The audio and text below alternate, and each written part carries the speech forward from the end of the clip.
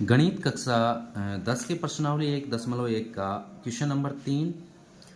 अभाज्य गुणनखंड विधि द्वारा निम्नलिखित पूर्णांकों के एचसीएफ और एलसीएम ज्ञात कीजिए। गुणनखंड विधि से हल करने के बाद में इन पूर्णांकों के एचसीएफ और एलसीएम हमें ज्ञात करने हैं। तो सबसे पहले इनके हम गुणनखंड करेंगे। पहला सवाल लेते हैं 12, 15 और 21। इन तीनों संख्याओं के सबसे पहले गुणनखंड करेंगे। 12 का गुणनखंड करेंगे। 12 का में 2 का भाग देंगे 6 बार, फिर 6 2 से विभाजित है 3 बार और 3 से है 1 बार। 15 को विभाजित करेंगे। अभाज्य विषम संख्या है, 3 से विभाजित होगी 5 बार और 5 एक अभाज्य संख्या है, 5 से 1 बार। 21 में 3 का भाग जाएगा 7 बार और 7 से विभाजित है 1 बार। 7 अभाज्य संख्या है। तो यहाँ पर हम देखेंगे कि 12 के जो गुणनखंड आए हैं वो 2 गुणा 3।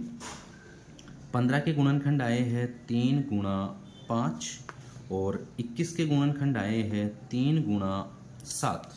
तो यहाँ सबसे पहले हम निकालेंगे एलसीएम।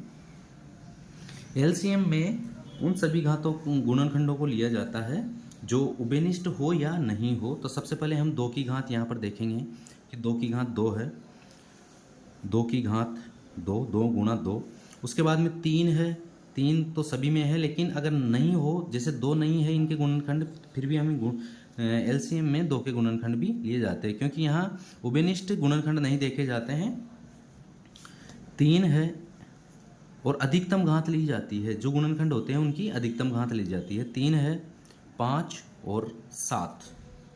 इनका गुणनफल कर लेंगे। 7 पंचू 35 और 35 दूना 70, 70 दूना 140, 140 को हम 3 से गुना करेंगे। 14 28 34 42, 420 जो आया है वो आया है एलसीएम।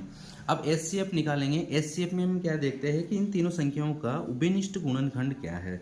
तो तीनों संख्याओं में उभयनिष्ठ गुणनखंड इनमें से कोई भी नहीं है, तो इसका मतलब है कि इनका उभयनिष्ठ गुणनखंड 1 होगा। एचसीएफ होगा इसका 1। तो ये एलसीएम है 420 और एचसीएफ है 1। उसी तरह हम अगला सवाल लेंगे 17, 23 और 29। सवाल नंबर 2। 17, 23 और 29। 17, 23 और 29। 17 एक अभाज्य संख्या है जो 17 से ही विभाजित होगी। 23 भी एक अभाज्य संख्या है जो 23 से विभाजित होगी, और 29 भी एक अभाज्य संख्या है जो 29 से विभाजित होगी। तो तीनों संख्याओं के जो 1 गुणा 17 और 23 का जो है 1 गुणा 23 और 29 जो है उसका है 1 गुणा 29। अब यहाँ पर इन संख्याओं का एचसीएफ तो हम सीधा सीधा इसका निकाल लेंगे, क्योंकि उभयनिष्ठ गुणनखंड कोई सा भी नहीं है, केवल 1 रहेगा। 1 तो सभी का रहता है गुणनखंड, इसलिए एचसीएफ 1 होगा। और एलसीएम निकालेंगे हम। तो एलसीएम में तीनों संख्याओं के गुणनखंडों को हम गुणा कर देंगे।